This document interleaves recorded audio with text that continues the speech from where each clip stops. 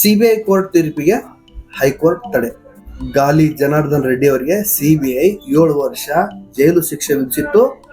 ಅದು ಅಲ್ದನ ಅವರ ಶಾಸಕ ಸ್ಥಾನನ ಅಮಾನತು ಮಾಡಿತ್ತು. ಸೊ ಈ ವಿಚಾರವಾಗಿ ನಾವು ಹಿಂದಿನ ವಿಡಿಯೋದೊಳಗೆ ತೋರಿಸಿದ್ವಿ. ಜನಾರ್ದನ್ ರೆಡ್ಡಿ ಅವರಿಗೆ ಒಂದೇ ಒಂದು ದಾರಿ ಇರೋದು, ಅದು ಬಿಟ್ಟರೆ ಬೇರೆ ದಾರಿ ಬಹುಶಃ ಇಲ್ಲೇ ಕಾಣ್ತಾ ಇಲ್ಲ ಅಂತ. ಆ ಪ್ರಕಾರ ಅವರು ಅಪೀಲ್ ಹೋದ್ರು ಹೈಕೋರ್ಟ್ಗೆ. ಸೊ ಇವಾಗ ಹೈಕೋರ್ಟ್ ಸಿಬಿಐ ಕೋರ್ಟ್ ನಡೆಗೆ ಹೈಕೋರ್ಟ್ ತಡೆ ಕೊಟ್ಟಿದೆ. ಯಾಕೆ ತಡೆ ಕೊಡ್ತು ಅಂದನ, ಬರೀ ತಡೆ ಕೊಡೋದಷ್ಟೇ ಅಲ್ಲ, ಅವರ ಶಾಸಕ ಸ್ಥಾನ ಅಮಾನತು ಆಗೋದಿಲ್ಲ. ಯಾಕಂದ್ರೆ ಅದು ಕೂಡ ಇನ್ನು ಪ್ರಶ್ನಾರ್ಹ, ಅದು ಮುಂದುವರಿದ ಭಾಗ. ಆದ್ರೆ ಅದಕ್ಕಿಂತ ಬಿಫೋರು ತಾಯಿ ಇಲ್ಲದ ತಬ್ಬಲಿ ಗಂಗಾವತಿ ಆಗ್ಬಾರ್ದು ಅನ್ನೋದನ್ನ ನಾವು ಹಿಂದಿನ ವಿಡಿಯೋದೊಳಗೆ ಏನ್ ತೋರಿಸಿದ್ವಲ್ಲ, ಅದ್ರೊಳಗೆ ಒಂದು ಹಿಂಟು ಕೂಡ ನಾವು ಕೊಟ್ಟಿದ್ವಿ. ಯಾಕಂತಂದ್ರ ಓಬಳಾಪುರಂ ಮೈನಿಂಗ್ ಏನೋ ಒಂದು ಕಂಪನಿದು ಐತಲ್ಲ, ಅಲ್ಲಿ ಸುಂಕಲಮ್ಮನ ಗುಡಿ ಬರ್ತಲ್ಲ, ಆ ಸುಂಕಲಮ್ಮನ ಗುಡಿ ಎತ್ತಂಗಡಿ ಆಗೇತಿ ಅಂತ ಹೇಳಿದ್ವಿ. ಅಂದ್ರೆ ಶಿಫ್ಟೆಡ್ ಆಗೇತಿ ಅಂತ ಹೇಳಿದ್ವಿ. ಸೊ ಅಲ್ಲಿಗೆ ಆಂಧ್ರ ಮತ್ತು ಕರ್ನಾಟಕದ ಬಾರ್ಡರ್ ಯಾವುದು ಅನ್ನೋದನ್ನ ಪ್ರಶ್ನೆ ಹುಟ್ಟತೈತಿ.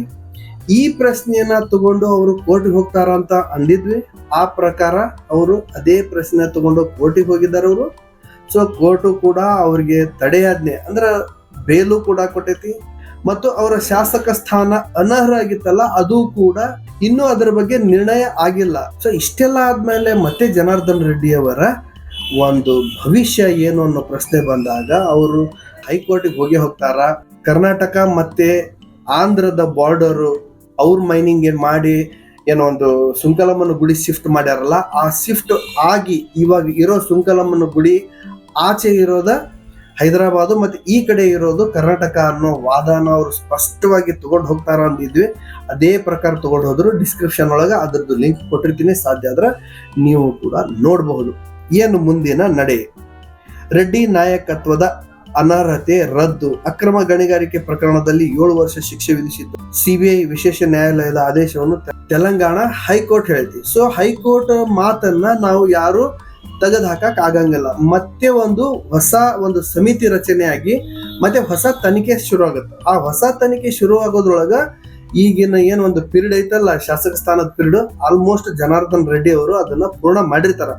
ಆಮೇಲೆ ಕೇಸು ಕೋರ್ಟ್ ಅಂತ ಬಂದ ಮೇಲೆ ಇದು ಈ ತರ ಡ್ರ್ಯಾಗ್ ಮಾಡೋದು ಇದ್ದೇ ಇರ್ತೈತಿ. ರಾಜಕಾರಣಿಗಳು ಬಹಳ ಈಸಿಯಾಗಿ ಡ್ರ್ಯಾಗ್ ಮಾಡ್ತಾರೆ. ಸ್ಮಾಲ್ ಥಿಂಗ್ಸ್ ತಗೊಂಡು ಅವರು ಕೋರ್ಟಿಗೆ ಹೋಗಿ ನಾನು ಆ ತರ ಮಾಡಿಲ್ಲ, ನಾನು ಈ ತರ ಮಾಡಿಲ್ಲ ಅಂತೇಳಿ ಸಮರ್ಥಿಸಿಕೊಂಡು ಅವರು ಡ್ರ್ಯಾಗ್ ಮಾಡ್ಕೊಂತ ಟೈಮ್ ಪಾಸ್ ಮಾಡ್ತಾರೆ. ಅದು ಇವ್ರಿಗೇನು ಹೊಸದಲ್ಲ.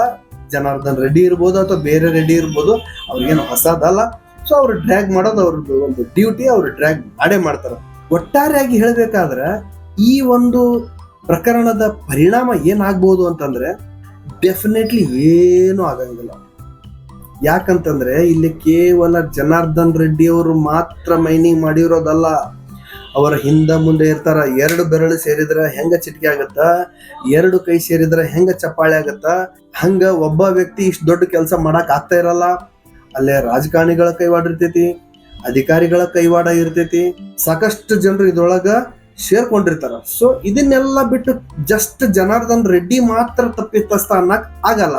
ಸೊ ಜನಾರ್ದನ್ ರೆಡ್ಡಿ ಪ್ಯೂರ್ಲಿ ಅವರೇ ತಪ್ಪಿತಸ್ಥರು ಅಂತಂದ್ರ ಅವ್ರ ಹಿಂದೆ ಇರೋ ರಾಜಕಾರಣಿಗಳು ಮತ್ತೆ ಅಧಿಕಾರಿಗಳ ವರ್ಗನ ಜನಾರ್ದನ್ ರೆಡ್ಡಿ ಅವರು ಕೋರ್ಟಿಗೆ ಎಳಿತಾರ.